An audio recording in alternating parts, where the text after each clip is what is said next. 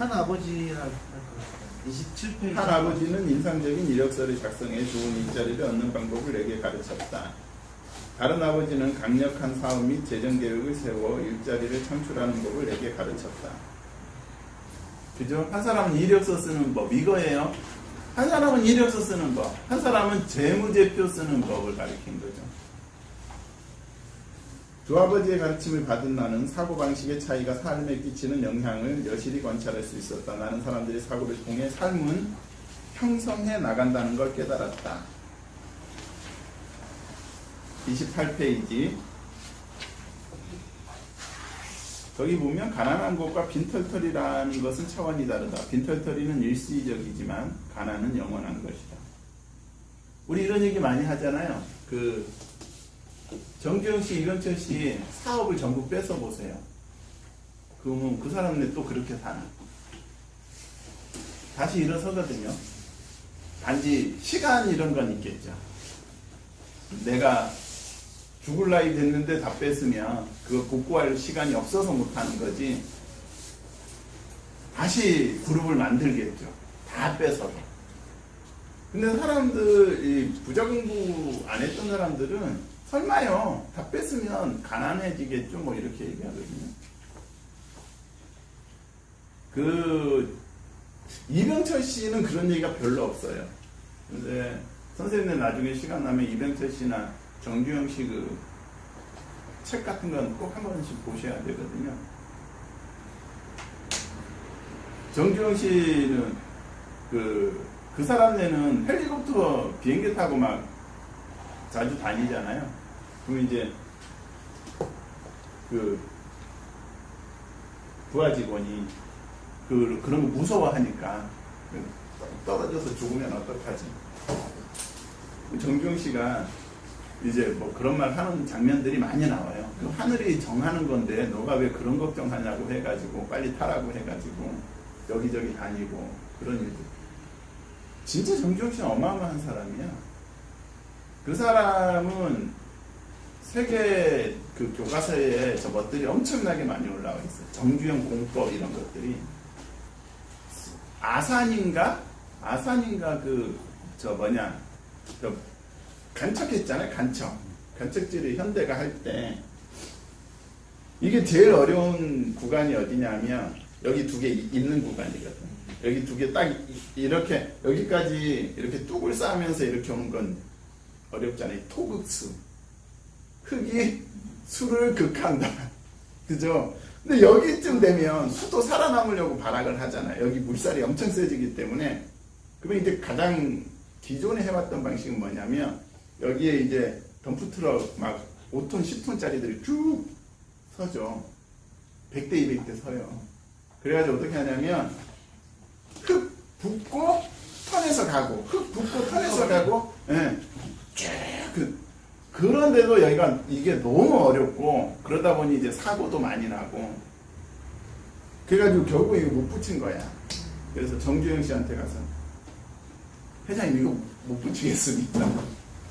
전문가 불러야 돼. 이거 안 돼. 그러니까 정주영 씨가 아유 야 너네하고 나 일을 같이 어떻게 한 다음에 야 울산에 전화해봐. 배 남은 거 있냐고 물어봐니까 전화하니까 배 남은 게 있었어. 그거 이제 고철이라 해서 해체할 거라고 해가지고 유조선 하나 부른 거야. 유조선 하나 딱 부른 다음에 여기 유조선 딱 갖다 놓은 다음에 야 유조선에 물 넣어 하니까 물을 넣잖아. 그러니까 유조선이 가라앉을 거 아니야. 딱 가라앉으니까 그 두글 딱 막은 거야. 야 흙 부어 하니까 흙 부어가지고 끝해가지고 야 유조선에 물 빼 하니까 물 빼가지고 야 다시 울산 보내. 끝났잖아요. 그게 전세계 토목교과서에 정주영 공법이라고 나와 있는데 그래 한두 개가 아니에요. 그 다음에 사우디아라비아에선가 저 뭐를 했단 말이에요. 우리가 플랜트 수출이라고 하는데 그러니까 어마어마한 공사를 맡아요. 어마어마한 공사를 맡으면 우리가 한국에서 그걸 만들어가지고 거기 갈 수 없잖아. 막 몇 층 짓고 뭐 대교 짓고 막 이러는데. 그러니까 거기 가서 일단 공장을 세워요. 그런 걸 플랜트 수출이라고 해요. 공장을 세워서 거기에 관련된 이제 기자재들을 찍어내는 거지. 그리고 거기에다가 이제 전부 해가지고 설치하면 그 공장은 그 후에 뭐 계약하는 거에 따른 거죠. 뭐 그 국가에서 쓴다고 하면 팔든가, 아니면 너네가 당분간 거기 있으면서 AS 하라고 하면 AS 하든가, 아니면 공사가 끝났으니까 해체하고 쪽 내든가. 그건 이제 계약한 거에 따른 거지. 기존에 그러니까 사우디아라비아에서 이제 쭉 이제 철교처럼 쭉 와가지고 여기에서 석유를 실어가지고 그 관으로 해서 석유를 이제 자기네 그 공장까지 가게 하는. 그러니까 이제 이게 수심 때문에 배가 가까이 못 오는 상황이었겠죠. 그래서 이제 대교를 쭉 끌어가지고 좀 수심 깊은 데까지 해야 되는, 그걸 만들어야 되는 거죠. 그러니까 이제 그때 전 세계적인 건설회사랑 맞붙었으니까 무조건 우리가 이기는 방법은 싸게. 그래서 싸게 할 방법을 이제 고민을 한 거지, 다 앉아가지고. 그 정주영 씨가 야 그거 공장 짓지 말고 싣고 가면 안 돼 하니까, 그 싣고 갈 수 없습니다. 생각해보시고 그 어디인데 한국에서 사우디아라비아까지 어떻게 싣고 갑니까? 가다 보면 뭐 태풍도 오고 뭣도 오고. 근데 정주영 씨가 딱 해가지고 야 그거 만들어서 싣고 가자, 이렇게 결론이 난 거야. 왜냐하면 정주영 씨가 아무리 짬밥을 굴려도 그렇게 하면 다른 애들 짓는 거에 반값에 입찰을 할 수 있는 거지. 그리고 만약에 가다가 그게 침몰하더라도 또 만들어서 간다고 해도 반값이 되는 거야. 그리고 공기도 엄청 줄일 수 있지. 왜? 공장 짓는 시간이 없어지잖아. 그래서 그렇게 하기로 해서 배를 2개인가 묶고, 그 알죠? 어떤 거냐면 서울에 가면 그 철교에 보면 그런 것들, 구조물들을 실는 거야, 배에. 심지어는 진짜로 그 태풍 만나가지고 떠내려가기도 했어요. 나중에 찾았지만 결국 대만 근처에선가.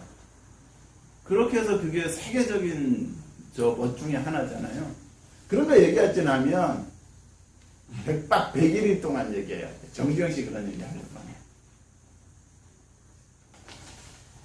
그게 피터 드러커가 얘기하는 생산성이고 창조력이거든요. 최저임금 올려가지고 어떻게 국가를 구해요? 그런 식으로 구하는 거 아니. 정주영 씨나 이병철 씨처럼 그 짐 콜린스 책에 보면 위대한 기업들의 8가지 습관, 거기에 보면 그게 나오잖아요. 크고 담대하고 어마어마하고 할 수 없을 것 같은 그런 일을 해야만 세계적인 기업이 되는 거죠. 보잉이 747 만들어서 세계시장 석권하기 전에는요, 보잉이 미국에서 제일 작은 비행기 회사였어요. 그러니까 뭐 맥도날드 더글러스도 있고 록히드 마틴도 있고 그런 회사한테만 밀려가지고. 근데 이제 전쟁이 끝나가는 거야. 전쟁이 끝났으니까 그전에는 전투기를 많이 만들었던 회사가 가장 큰 미국의 비행기 회사였거든요. 근데 보잉 경영진들이 전부 모여가지고 사람 2명 태우는 전투기도 못 만드는 주제에 사람 300명, 400명 태우고 정보 여객기를 만들자고 계획을 한 거예요. 여기저기에서 말도 안 되는 얘기라고. 결국 만들어내서 전 세계 비행기 지금은 전 세계에서 가장 큰 비행기 회사가 됐지. 근데 그때 그 프로젝트가 실패했으면 그 회사 없어졌겠죠. 보잉이라는 회사. 결국 그런 말도 안 되는 계획을 잘못 짜가지고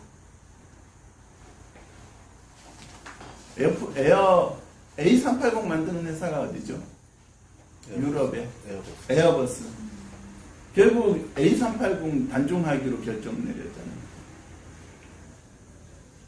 그러니까 에어버스는 앞으로 사람들 많이 태우는 비행기가 필요할 거라고 생각을 한 거야. 근데 보잉은 아니다, 앞으로 많이 안 한다. 오히려 400명보다 줄이자 해가지고 줄인 여객기들을 만들어냈어요. 최근에 보잉이 막 500명, 600명짜리 아니라 200명, 300명 타는 막 비행기들이 되게 많이 찍어냈거든요. A380은 제일 많은 건 800석까지 태우죠. A380 타봤어요? 본 적은 있어요. 서울에 맨날 가는 사람이 타본 적이 없네, 의외로. 그거 국내에서는 안 다니나? 급할 때 다니지 않아요? 하여튼 타봤는데 2층으로 돼 있고 외국 갈 때? 아, 타봤어요. 2층으로 돼 있고 네. A380이거든. 근데 결국 지금 누가 이겼냐면 보잉이 이겼어. A380은 단종 들어갔고 보잉은 지금 비행기 찍어내느라고 바빠. 근데 왜 그랬느냐? 보잉은 지역 항공사들이 뜰 거라는 걸 예상했더라고.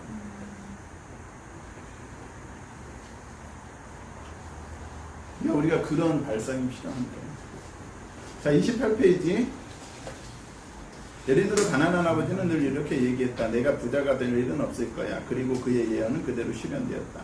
반면 부자 아버지는 언제나 자신을 부자로 강조했다. 그분은 이런 식으로 말하곤 했다. 나는 부자야. 부자는 이런 건 안 하지. 그분은 커다란 투자 실패로 빈털터리가 되었을 때조차도 여전히 스스로를 부자로 여겼다. 그분은 이렇게 말하며 스스로를 격려했다. 가난한 것과 빈털터리인 것은 차원이 다르다. 빈털터리는 일시적이지만 가난은 영원한 것이다. 빈털터리가 되었을 때조차도 여전히 부자로 여겼다. 그죠? 부자 아버지는. 그죠? 이거 트랜서핑에 이 기법이 나와 있어요. 그런 것처럼 행동하라. 그죠? 이거 나중에 트랜서핑 배우다 보면 정말 중요한 거예요, 이게.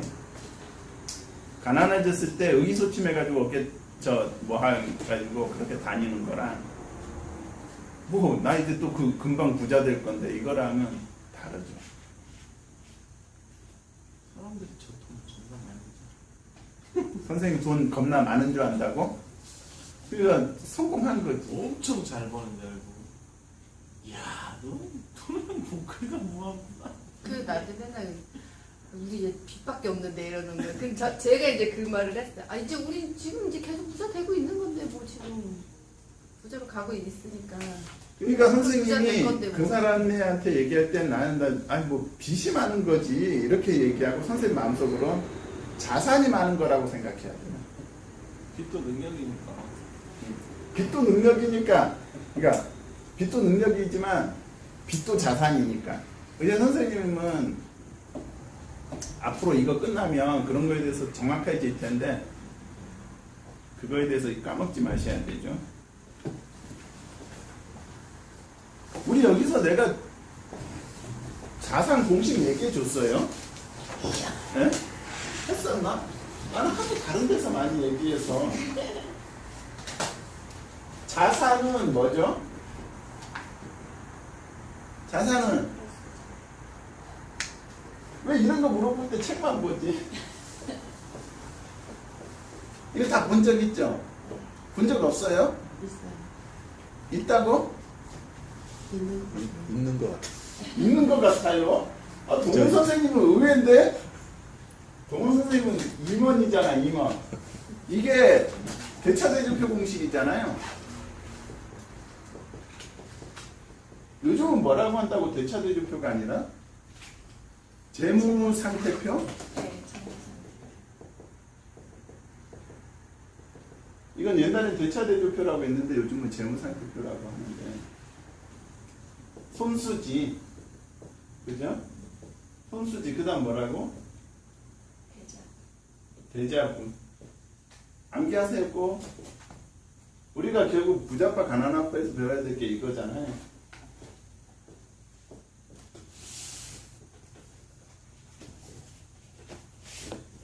자, 손익계산서는 강수지 아니고 손수지라고. 수입 지출이에요. 대자뷰 알죠? 대자뷰? 대차대조표는 뭐라고? 자산 부채. 이거 지금 뒤에 나오는 얘기인데 지금 얘기 안 하면 선생님들 얘기하면서 자꾸 이 얘기만 할 것 같아서 미리 얘기해야 될 것 같아요. 이거 대차대조표는 뭐라고? 재무상태표.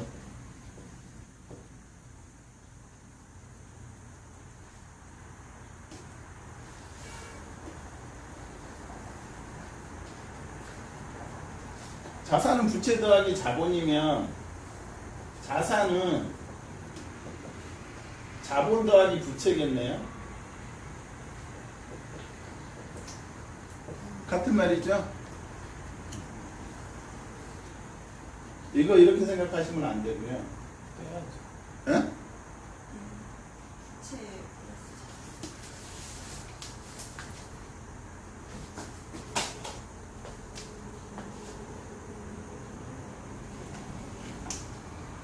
사업하는 사람은 부채가 많을까요? 자본이 많을까요?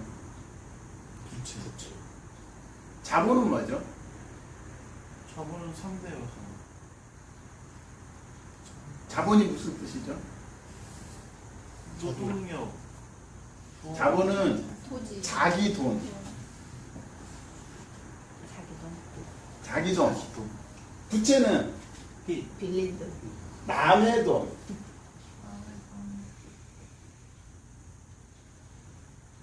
이거를 나중에 부자빠 가난아빠 얘기하다 보면 OPM이라고 해요.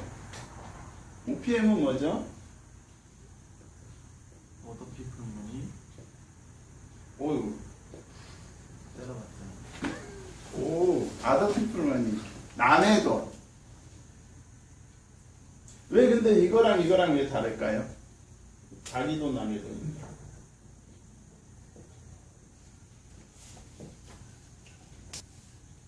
나중에 선생님들 사업하면 알겠지만 선생님 돈 얼마로 지금 저거 하는 거죠? 선생님의 자산은 얼마에 지금 얼마 정도 들어갔죠? 저 사업에? 안 들어갔어. 사업? 자산 전체 빌린 돈까지 사업? 3억? 저기요?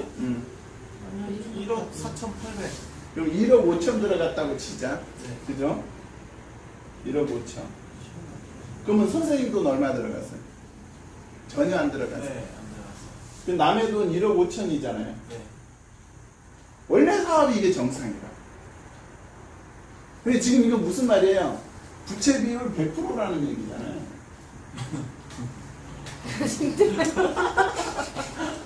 아, 힘들지. 처음에 저것 때문에 너무 진짜 상환하고 있으니까. 힘든데 이게 진짜 멋있는 사업가죠. 제 돈이 할 수만 없어서 있으면. 저렇게. 응? 할 수만 할 있으면. 수만 할 수 있으면. 있는 것 자체가 대단한 거거든요. 근데 그렇기 때문에 가난한 사람들은 그냥을 자기 돈 1억 5천 모아가지고 이 사업을 하려고 하기 때문에 항상 가난한 거예요. 할 수 있다라는 게 항상 내 재산은 내 돈 더하기 부채 이렇게 해서 이거 이렇게 외우면 안 된다고 아시겠죠? 자산은 부채 더하기 자본이에요. 부채. 재산은 남의 돈 더하기 내 돈이라고. 이게 부자들의 사고방식이라. 이게 똑같은 것 같지만 이게 가난한 사람의 패러다임이고 가난한 사람은 부채를 중요한다, 자기 돈을 중요시한다. 자기 돈을 중요시해요. 그리고 어떻게 한다? 월급 받으면서 계속 돈을 모으려고 해. 저축하려고 하고. 부자들이 저축하는 거 봤어요? 그래서 법인을 해야 되죠. 아니 법인 아니고 개인 사업자들 해도 이렇게 100% 남의 돈으로 하면 돼. 아니 잘못됐을 때. 잘못됐을 때 법인을 해야 돼. 법인으로. 아니 법인은 중요하지 않아 선생님. 지금 단계에서 법인은 별로 중요하지 않아. 법인이 됐든 개인 사업자가 됐든 내 사업을 하느냐 남의 사업을 하면서 월급을 받느냐. 아, 그치. 예. 그러니까 우리 100%다. 월급 받았던 사람들은 이 개념을 이해하지 못한다니까. 저 남의 돈으로 그렇게 하다가 망하면 어떡하지? 맨날 이 말만 해. 우리 부모님. 야 그만 빌리다 그만 빌리다. 선생님네 부모님네 사업 안 해봤잖아. 그쵸 아버지가 음. 개인 택시만 열심히 했습니다. 그러니까 그 부모님네 말을 그냥 흘러 들으면 돼. 아, 네 한 다음에 가서 또 돈 빌리면 돼. 돈 빌리지 말라. 아, 네 해가지고 가서 또 돈 빌리면 돼. 근데 이런 트랜스서핑 같은 거 공부 안 한 사람은 아버지 어머니가 그런 얘기 하잖아. 아버지랑 대판 싸우고 아 재밌어 나 하고 싶은 대로 하게. 그 다음에 뭐 한다? 집에 안 가. 네 하는데. 제가 그런 것 같아요. 뭐, 예. 알았어요. 그 다음에 가서는 자기가 또 빌리고 자기 식대로 살면 돼. 그게 트랜스서핑이야. 근데 이게 안 되는 사람들은 부모랑 대판 싸우거든. 앞서 이제 그만 얘기하려면 얘기해서 결혼을 하면은 아 내가 나를 가서 결혼 안 하면 되잖아. 여기서 왜 대판 싸우냐고 친척들하고. 옛날에 제가 아시겠죠? 손익계산서 수입 지출이에요. 가난한 사람들은 일단 이게 없다고. 이게 기본적으로 가난한 사람들은 이게 없고 그나마 우리가 예를 들면 구멍가게라도 하는 사람들은 이건 계산해요. 손수지. 이게 쉬워서. 그렇죠. 얼마 팔고 얼마 빼니까 대자보까지 가진 않잖아. 손수지 얼마나 쉬워. 아 수지 잘 있으면 손수지까지만 게. 그 수지 잘 있는지만 걱정해. 구멍가게 주인들은 오늘 얼마 들어가신디 얼마 나갔지 이것만 걱정하는 거야. 자 그러기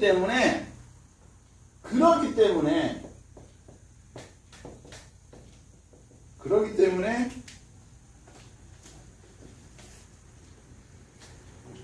만약 연체 선생님 같은 사고로 오랫동안 살면 고효율이 되겠지. 많이 벌어. 근데 면세 선생님 같은 이런 공부를 안 하고 그런 사고로 계속 살면 나중에는 보면 보자면 아무것도 없어. 그동안 본 거 어디 또 나 그동안 본 거 어디 갔지? 영하면 또 옆서는 사람이 이해라도 되잖아. 그거 왜 중요해? 벌은 쓰자고 보는 거 아니? 이렇게 얘기해 또. 고효율이 중요한 게 아니라 고효과가 중요한 거예요. 고효과. 고효율이면 더 좋겠지만 저효율이어도 상관없어요. 결국엔 내 재산이 많이 불어나느냐 이걸 따지는 거지. 그러니까 식신상관이 없는 사람은 식신상관이 없다고 부자 안 돼요? 자기 일이 없다고 부자 안 돼요? 되잖아. 고효과지. 어떤 사주가 좋은 방법이 없다니까. 나 부자 안 되고 싶은데 부모님이 물려주는데 어떡해. 그거 받지 마. 부모랑 싸워? 안 받으겠다고? 식신상관이 없어도 대차대 옆에 가서 오면 되는 거지. 근데 그런 부모가 없다면 이게 있어야 되지. 열심히 수입 지출 해가지고 수입을 나중에 이쪽으로 옮겨가야 되겠죠. 우리가 구멍가게를 10년 20년 하는 사람들은 이게 없는 거예요. 이게 없는 거예요. 근데 구멍가게를 10년 20년을 해. 근데 보니까 저기도 집 하나 샀대 내고 저기도 집 하나 샀대 나더라. 무슨 말인지 이제 이해되죠? 그 사람은 대차대조포 개념도 있는 거예요. 근데 어떤 사람들 그런 사람 있죠. 10년 20년 동안 진짜 돈을 많이 번 것 같은데 집도 없대내고 절도 없대내고. 그럼 교회로 가야지.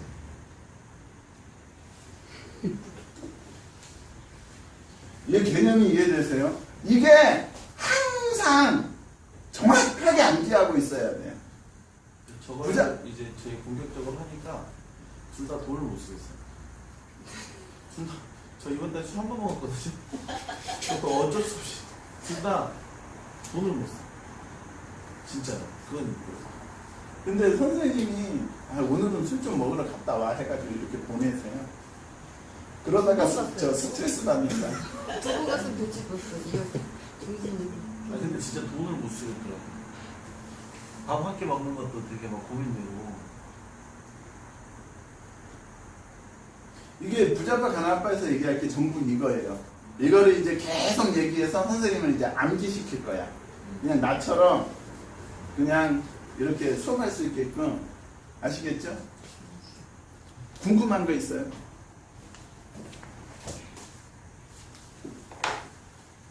저기서 이제 이 강조하는 거는 어쨌든 사업을 하려면 부채가 필요하다는 얘기잖아요. 근데 사업이 그러니까 잘 안 될 수가 있잖아요.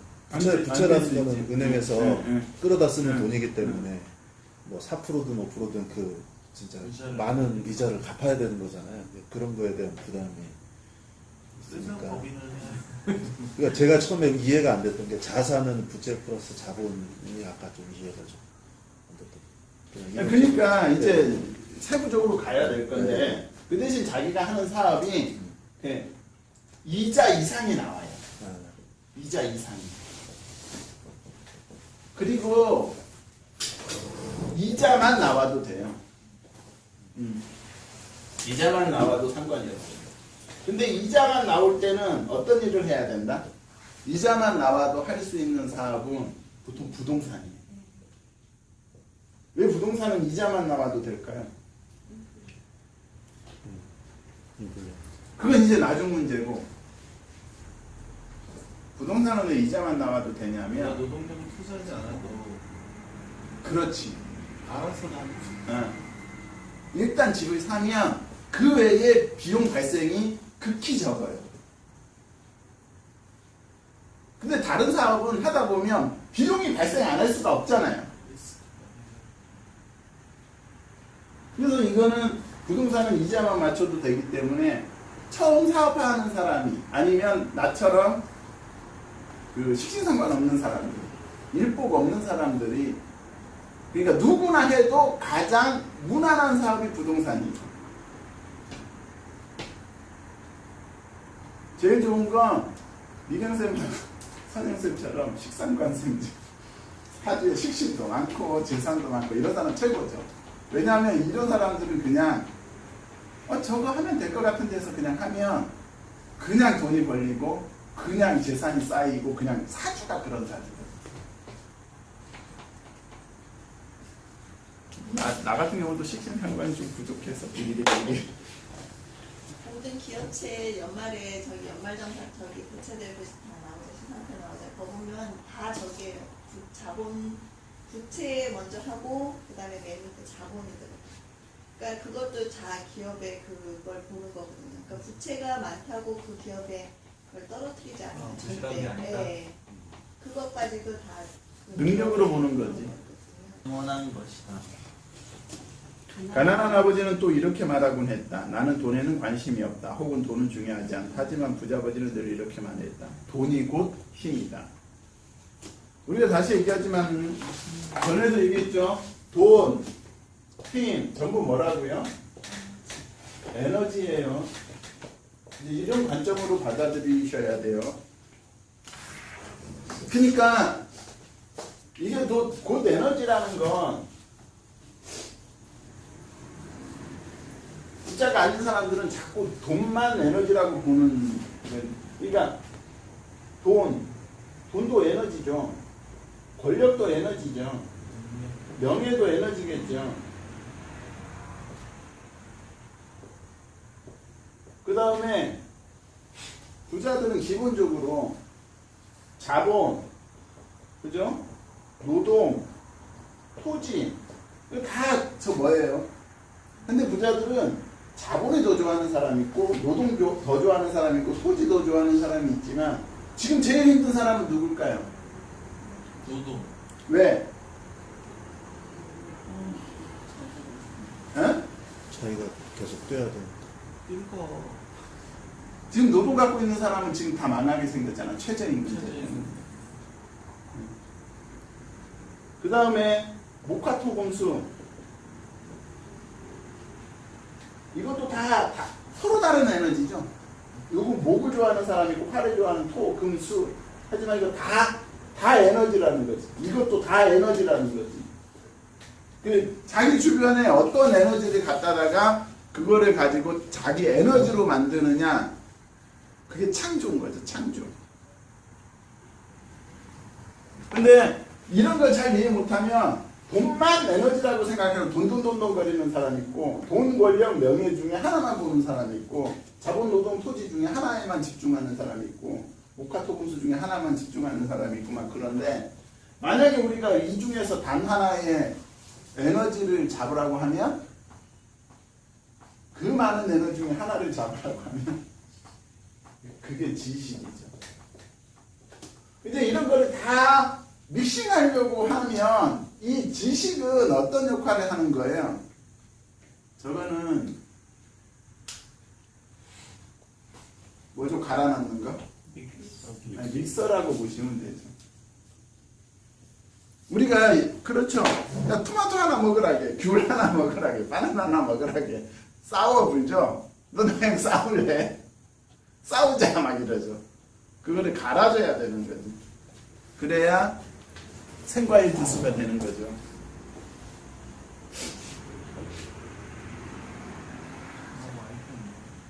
우리의 사고가 갖는 힘은 결코 측정되거나 평가될 수 없는 것인지도 모른다. 하지만 소년 시절부터 나는 나의 사고와 그것의 표현 방식, 인식하는 것이 중요하다는 사실을 깨달았다. 내 가난한 아버지가 가난한 것은 돈을 적게 벌어서가 아니라 실제로 적잖이 벌었다. 그죠? 자, 이거 보세요. 손익계산서는 있었는데 대차대조표가 없었던 거죠. 보통 월급 받는 분들이 전부 저래요. 대차대조표가 뭐 막 이러죠. 부정적인 사고방식과 행동방식 때문이면 부정적인 사고방식. 자본 더하기 부채라고 생각해. 두 명의 아버지를 둔 소년으로서 나는 어느 사고방식을 습득해야 할지 고민하지 않을 수 없었다. 누구 말을 들어야 할 걸까? 하는 걸까? 부자 아버지인가 가난한 아버지인가? 두 분 모두 교육과 학습의 가치를 매우 높이 평가했지만 무엇을 배우는 게 중요한지에 대해서는 생각이 달랐다. 자, 여기서 보시면 지식은 지식인데, 그죠? 어떤 지식이냐는 거죠. 어떤 지식이냐. 한 분은 열심히 공부해서 변호사나 회계사 같은 전문가가 되거나 경영대학원에 가서 MBA를 취득하기를 원했다.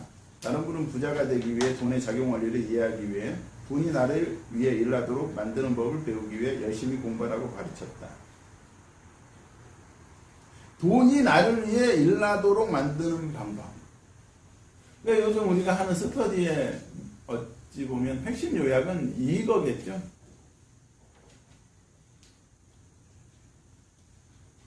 인터넷 시대가 왜 좋은 거예요? 돈을 벌 수 있습니다.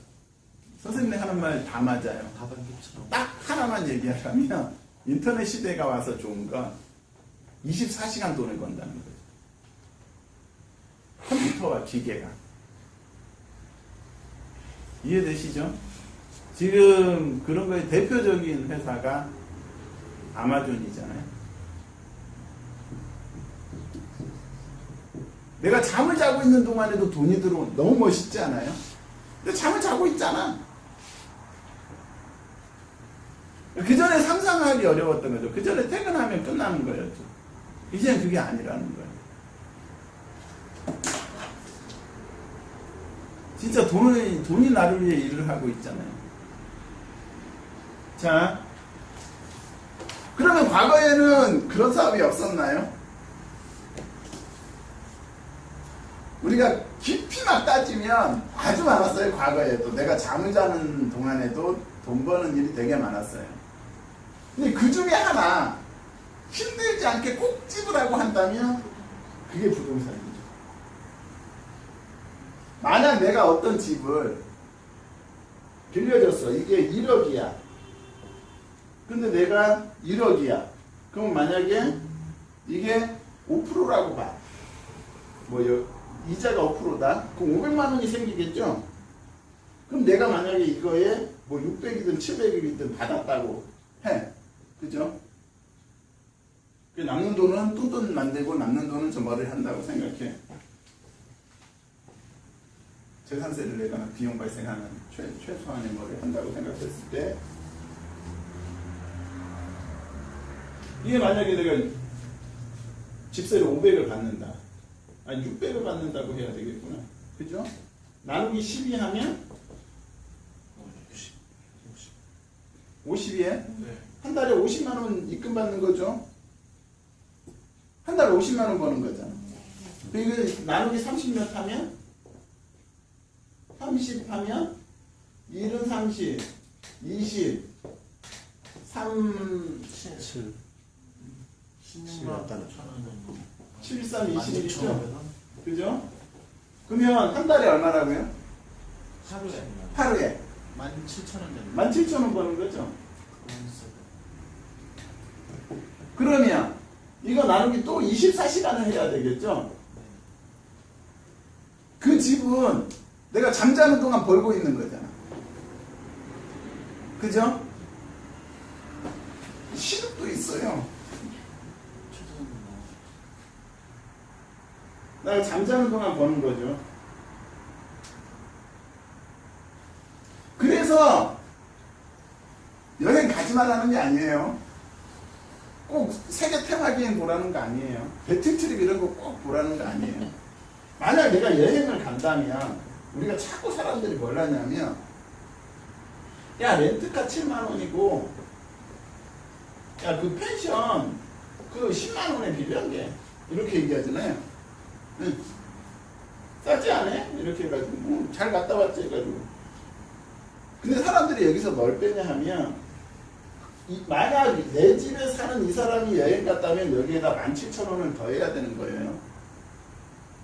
그죠? 내 집을 하루 안 쓰는 거잖아. 자기가 빌린 집을. 그러니까 그 집에 들어가는 비용도 넣어야 되는 거지. 그리고 내 차가 사용 안 하는 비용도 넣어야 되는 거죠. 내 차도 집에 세워놨잖아. 24시간. 하루에 3만 원씩 더 들어간다면 이렇게 계산 안 한다고. 근데 우리는 이렇게 계산하기 때문에 여행 가는 거 그렇게 좋아하지 않아요.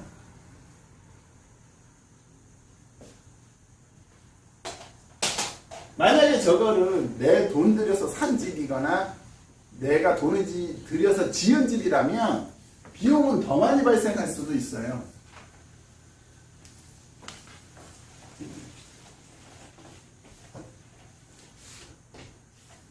짜증나죠. 부자빠 가난아빠 들을 때는 짜증나요.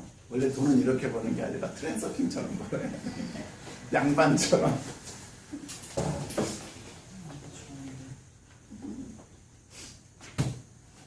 우리 선생님 중에 몇 분이 이런 공부할 때마다 막 짜증냈던 분이 있는데.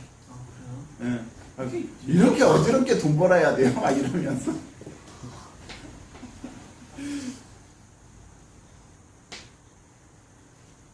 자, 돈이 나를 위해 일하는 방법을 배우세요. 선생님네. 자꾸 내가 일을 해서 돈 버는 방법에 대해서 자꾸 얘기하시는 분들이 있거든요. 그런 분들은 아주 칭찬해요. 근데 내가 얘기하는 건 뭐냐? 우리가 여기에서 얘기하는 거 지속 가능하냐는 거예요. 그 달인이라는 프로 있잖아요. 달인 이런 것들 나오죠. 그 볼 때마다 느끼는 건 거기에 나오는 달인이라는 분들이 보면 의외로 나이대가 되게 많아요. 거기 보면 7, 80대인 분들이 되게 많이 나와요. 달인에 보면. 그러면 그분은 뭐 제가 이렇게 열심히 한 만큼 이렇게 TV에도 나오고 알아봐 주시고 사람들이 이렇게 사랑을 해 주셔서 되게 고맙고 저도 어쨌든 몸의 건강이 허락하는 한 살아있는 한 좋은 맛있는 음식을 대접하려고 노력해요 하는 순간 나는 마음이 아파. 이해가 되세요? 다 늙어가지고. 이게 지속 가능하냐는 거지. 나는 뭐냐면 지금 그분 정도면 이제 좀 쉬어야 되는데 현역에서 활동하고 있잖아요. 그게 아까 얘기했던 계속 손익계산서 쓰는 데만 집중한 사람은 그렇게 될 가능성이 되게 높아요.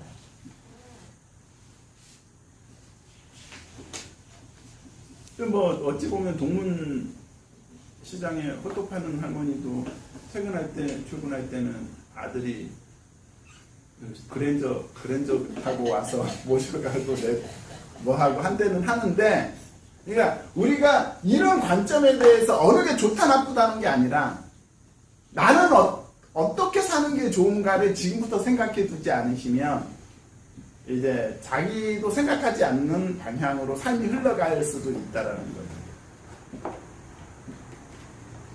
제일 좋은 건 60세에 퇴직해서 그 놀고 그 자식이나 손자가 벌고 그리고 다리에도 보면 젊은 사람이 나와서 할 때는 너무 좋아요. 거의 없어요. 거의 많지 않죠. 다 할머니들, 보통 할머니들. 그 달인 간 사람은 그 뭐 일식 경양식에서 엄청난 사람이 가잖아요. 이걸 먹어보고 와, 그 사람은 완전 우리나라에서 손가락 꼽히는 사람이 가가지고 좀 어폐가 있어. 그 사람은 먹어보고 돈 벌잖아.